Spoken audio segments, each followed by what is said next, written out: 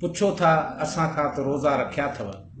तव्हांजो तव्हां लाइ कानून ॿियो आहे, असां लाइ अव्हांजो कानून ॿियो आहे। गुनाहनि में तूं तब सवाबनि में बदिली, असांजा सवाब गुनाहनि में बदिली। अड़े ॿाहनि हथ कड़ियूं पेर बि ॿधा अथव, पुछो था असां खां त रोज़ा रखिया अथव। अल्लाह नाराज़ शैतान राज़ी, गरीब काफ़र अमीर गाज़ी।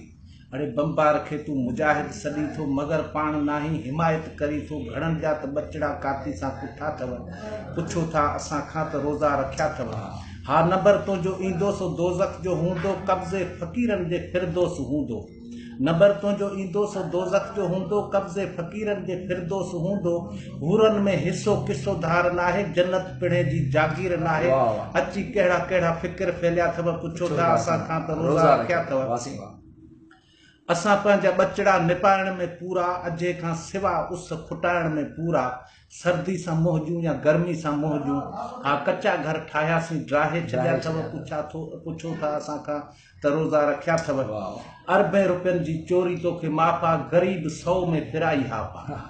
अरबे रुपयनि जी चोरी तोखे माफ़ा, गरीब 100 में फिराई हाफ़ा। थोरो तूं जे ॿधजी कंहिं मरहले में, त कोरट बि क़ाबू थाणो थिरथिले में।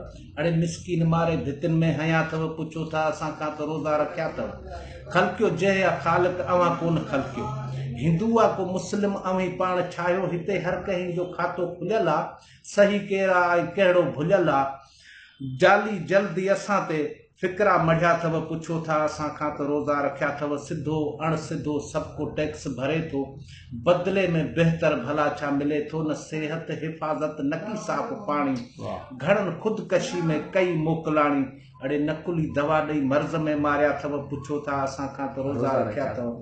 मज़हब में तूं तो वटि फज़ीलत खुटी आहे, शिदत पसंदी वहशत वधी आहे। बिल्कुलु पंहिंजी यारी इंसान सां आहे, अव्हां रखी यारी शैतान सां आहे। अड़े मज़हब जे नाले खज़ाना लुटिया अथव, पुछो था असां खां त रोज़ा रखिया अथव। करी जे तूं उज़हा छेलो फ्रिज में आहे, बाक़ी खल ओझरी नकी घुर्ज में आहे। ॾाढो गोश्त खाईंदड़ जानवर लॻी थो, शायदि कुख फाड़ींदे मांगर लॻी थो। कढ़ाई फिराई सिजी शीखूं सेकिया अथव, पुछो था असां खां त रोज़ा रखिया अथव। तते ॾींहुं तगारी ते तारूं तपी वियो, निटहण ते चहिरो अछो हो फिटी वियो। विटामिन बदन में जियापे जो मसा, जीऊं पिया था जुमन भटी बेवसा। हा सॻा साह जा छिके छिॻा अथव, पुछो था असां खां त रोज़ा रखिया अथव। वाह वाह।